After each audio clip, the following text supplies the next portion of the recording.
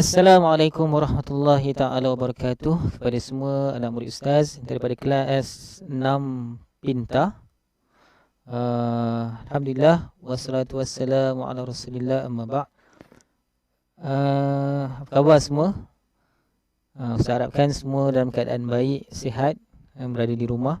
Kita masih lagi dalam keadaan norma baharu. Kita dalam keadaan kena menghadapi PDPR, pembelajaran di rumah, dan kita kena mahirkan diri kita, biasakan diri kita dengan perkara-perkara yang berkaitan dengan teknologi ni lah kan. Nak tak nak kita kena hadapinya juga sebab negara kita sedang dilanda wabak COVID-19. Okay, murid-murid sekalian, mari kita buka buku teks. Kamu semua buka buku teks muka surat 29. Okay, baik. 29, tajuk hari ini ialah unit 5, cergas dan tegas. Cergas dan tegas. Okey, apakah itu cergas dan apakah itu tergas? Sama-sama kita fikirkan. Okey, muka surat 30. Tajuk di atas tu disebut, kamu asertif. Kamu asertif, dia kata. Adakah kamu asertif? Okey. Apa itu asertif? Mari kita lihat apa itu asertif. Okey, asertif ni dalam pembahagian pola tingkah laku. Okey, yang pertama ada asertif, yang kedua ada agresif dan ketiga pasif. Okey, mari kita lihat apakah itu asertif. Okey, asertif ni ialah kalau berkaitan dengan hak, dia akan utamakan hak sendiri dan juga dia hormati hak orang lain. Hak aku dan kita hormat hak kawan-kawan kita. Contoh. Pendirian, saya baik, kamu pun baik juga. Semua orang baik. Saya baik, kamu pun baik. Kalau dalam pertandingan, menang atau kalah, dia akan kata, saya menang, kamu pun menang juga. Kalau agresif, orang yang bersifat agresif, berkaitan dengan hak, dia akan utamakan hak dia sendiri, hak sendiri, dan ketepikan hak orang lain. Dia agresif. Agresif ni maksudnya hak dia nak dapatkan. Hak orang lain lantak piar orang lain kan, hak orang lain. Yang penting hak dia sendiri dapat. Pendirian pula. Pendirian dia, saya baik, kamu tidak. Dia rasa dia seorang je baik. Dia agresif kan. Dia nak ke depan, sentiasa nak ke depan, nak menonjolkan diri, saya baik. Yang lain semua tidak baik. Dia kata. Kalau dalam pertandingan menang kalah, dia akan kata saya menang, kamu kalah. Saya yang menang, kamu kalah. Ketiga, pasif.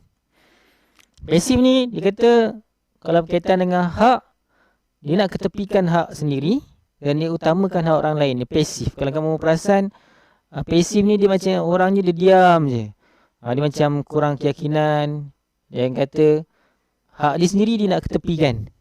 Dia macam tak yakin kat diri dia kan. Tapi dia utamakan hak orang lain. Dia bagi kat hak orang lain.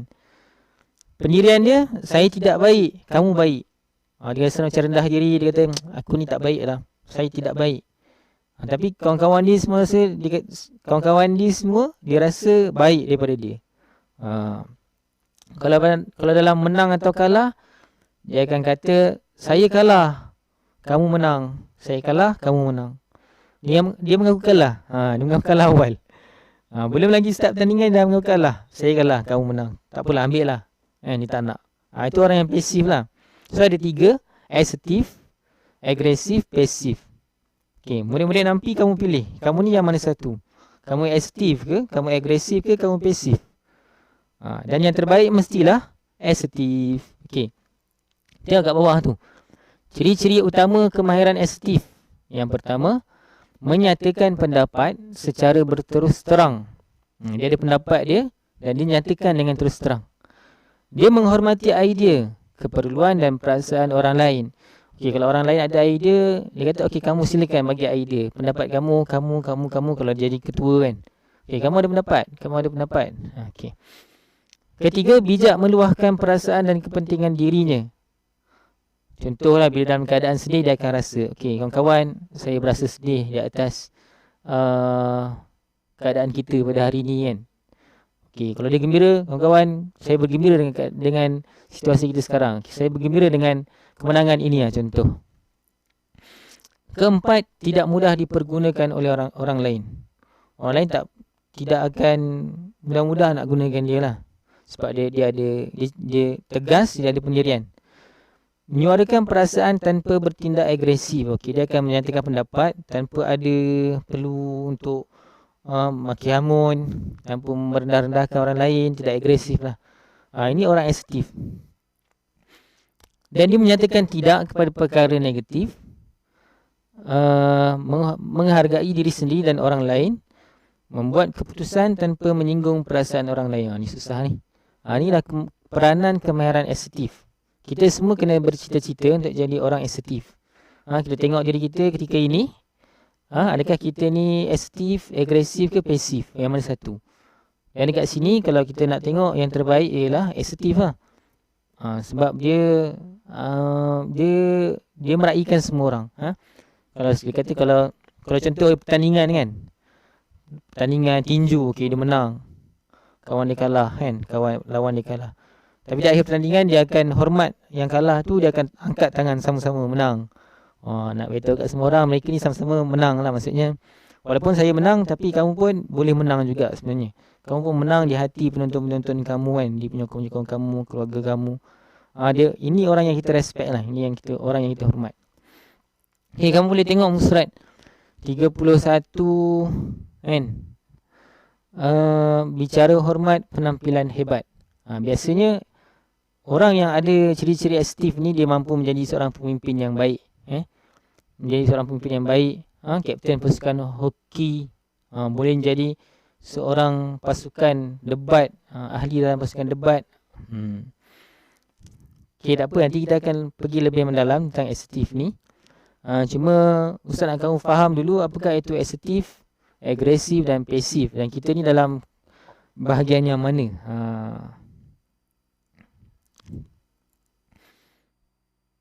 Okay, di sini ada keputusan tepat, tindakan berhemat. Tengok.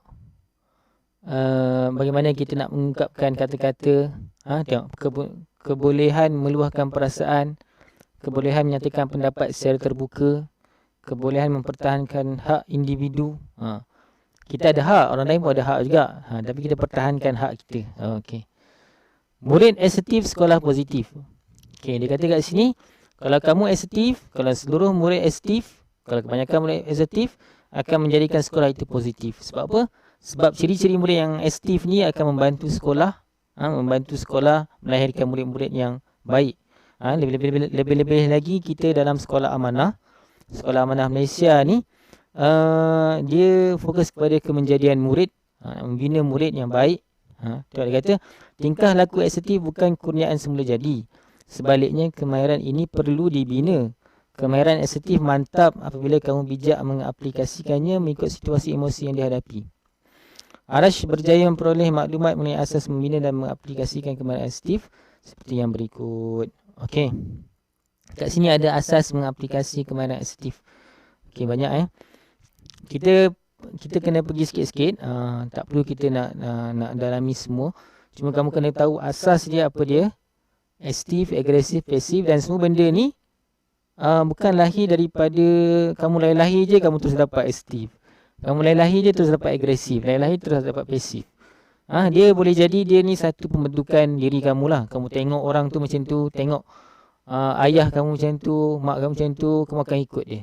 Kamu tengok cikgu tu macam tu, guru tu macam tu kan, kita cuba nak ikut dia. Kalau guru tu asertif, kita akan jadi asertif lah. Kalau contoh abang kita agresif, akhirnya kamu akan terikut dengan sifat agresif tersebut. Jadi semua ni mempengaruhi diri kita. Jadi sifat pola tingkah laku ni satu benda yang kita boleh bina. Nak jadi baik kena bina jadi baik. Nak jadi baik kena kawan dengan orang baik. Kita kena bina benda tu. Jadi kita faham ni dulu, kamu semua faham ni dulu.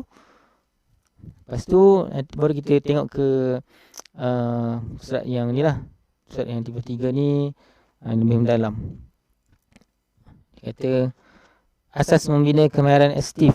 Nyatakan apa yang kamu lihat, luahkan apa yang kamu rasa, katakan apa yang kamu tahu, katakan apa yang kamu mahu. Keempat, elakkan konflik demi keselamatan diri. asas mengaplikasi kemahiran asertif ni ada 1, 2, 3, 4, 5, 6, 7.